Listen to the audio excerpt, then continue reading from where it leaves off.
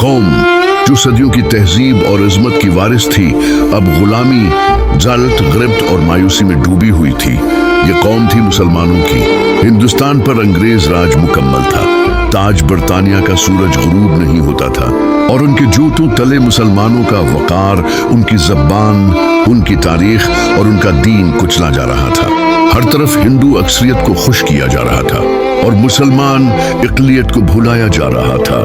मुसलमान तालीमी मैदान में पीछे, माशी मैदान में तबाह, सियासी तौर पर मफलूज और नफसियाती तौर पर शिकस्त खुर्दा हो चुके थे। मुसलमानों की जमीनें जब्त कर ली जाती, उर्दू को हिंदुओं की बनाई गई, हिंदी से बदला जा रहा था। अंग्रेज अदालतों में इस्लामी कवानीन का मजाक उड़ाया जाता। मदरसे, खानकाहें, मसाजिद सब टारगेट पर थे। अंग्रेज अफसरान मुसलमानों को नौकरियां देने से इनकार कर देते थे।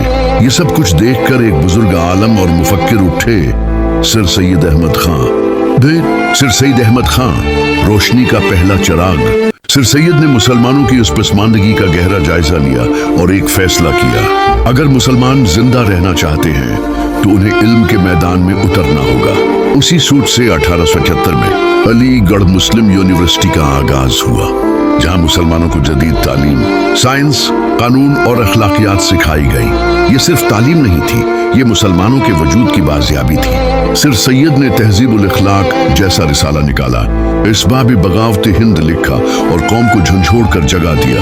मगर इस तालीमी बेदारी से एक नई नस्ल पैदा हुई, जिसमें सबसे रोशन चेहरा था डॉक्टर अल्लामा मोहम्मद इकबाल। इकबाल वो ख्वाब जो सच हुआ। इकबाल लाहौर की गलियों से उठकर यूरोप की यूनिवर्सिटियों तक पहुंचा।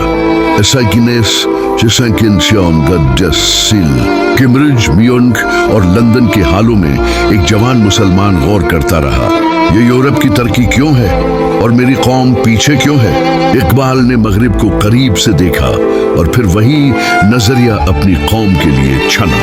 न मशरिकी जिल्लत, न मगरिबी दहरियत, बल्कि इस्लामी रूहानी तरक्की। 1905 से 1910 तक इकबाल की शायरी में दर्द, सवाल और बेदारी थी। खुदी को कर बुलंद इतना, सितारों से आगे जहां और भी हैं। ये सिर्फ अशार न थे, ये तहरीक थे। 1930 इलाहाबाद का तारीखी खतबा, जब पूरी दुनिया खामोश थी, इकबाल ने एक सियासी बम गिराया। मुझे यकीन है कि मुसलमानों का अलग वतन होना चाहिए, क्योंकि उनकी तहजीब, दीन, कानून और ख्वाब हिंदुओं से मुख्तलिफ है। ये था ख्वाब पाकिस्तान पहली बार जबान पर आया। ये वो लम्हा था जब कागज पर पाकिस्तान ने जन्म लिया। मगर ख्वाब देखने वाला मुफक्किर होता है, ख्वाब को हकीकत बनाने वाला कायद होता है, और वो कायद आने वाला था कौम जो सदियों की तहजीब। अब कायद आज़म मोहम्मद अली जनाह एक मुकम्मल सियासी रहनुमा बन चुके थे। इनके अल्फाज में आग थी, लहजे में यकीन और दिल में एक मकसद, मुसलमानों को उनका अलग वतन दिलाना। 1927 के इलेक्शन में कांग्रेस को कामयाबी मिली और 8 सूबों में उनकी हुकूमत बनी। उन्होंने वाज़ेह पैगाम दिया कि हम हिंदुस्तान के असल वारिस हैं, मुसलमान सिर्फ अक़लियत हैं। कांग्रेस ने ऐसे कवानीन लागू किए जो हिंदू राज की तरफ इशारा थे। वंदे मातरम को जबरदस्ती पढ़वाना, गाय के ज़बीहे पर पाबंदी, उर्दू को निकाल कर हिंदी को नाफिज करना, तालीमी इदारों में हिंदू सकाफत को आम करना। ये सब देखकर जनाह ने कहा, यह 27 माह की हिंदू हुकूमत मुसलमानों के लिए एक खाली वार्निंग है। 23 मार्च 1940 करारदादी लाहौर, करारदादी पाकिस्तान।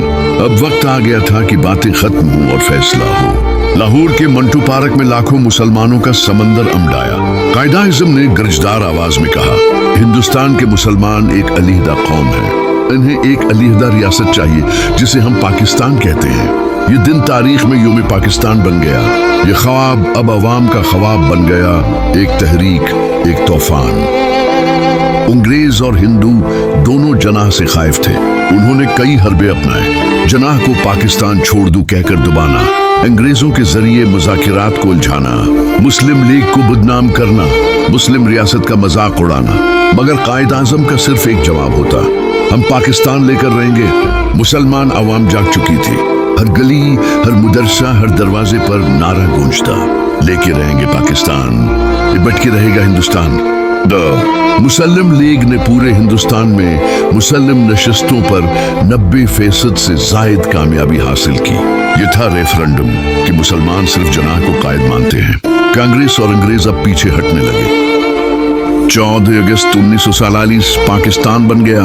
آخر کار وہ دن آیا، لاکھوں دعاؤں، آنسوؤں، قربانیوں، شہادتوں کے بعد پاکستان بن گیا۔ دن جمعہ، وقت رات 12 بجے، جگہ کراچی، آواز گونجی، پاکستان زندہ باد۔ قیام پاکستان کے ساتھ ہی قیامت، تقسیم ہند کے ساتھ ہی ایسا ظلم ہوا جو شاید دنیا نے کم دیکھا ہو۔ لاکھوں مسلمان ہجرت کرتے ہوئے مار دیے گئے، ٹرینیں لاشوں سے بھری ہوئی آئیں، عورتوں کی عزتیں لٹیں، بچوں کو ذبح کیا گیا، پورا پنجاب خون سے سرخ ہو گیا۔ مگر اس سب کے باوجود لوگ پاکستان کی سرزمین پر قدم رکھ کر سجدے میں گر پڑتے۔ یہ صرف زمین نہیں، یہ قربانیوں کی گواہی تھی۔ قائد اعظم کا آخری پیغام اور جدائی۔ قائد نے پہلی اسمبلی سے خطاب میں کہا، آپ آزاد ہیں، آپ کا دین، عبادت، مذہب، عقیدہ سب آزاد ہے۔ انہوں نے انتھک محنت کی اور صرف 1 سال بعد 11 ستمبر 1948 کو قائد اعظم انتقال کر گئے۔ قوم یتیم ہو گئی، آسمان رو پڑا۔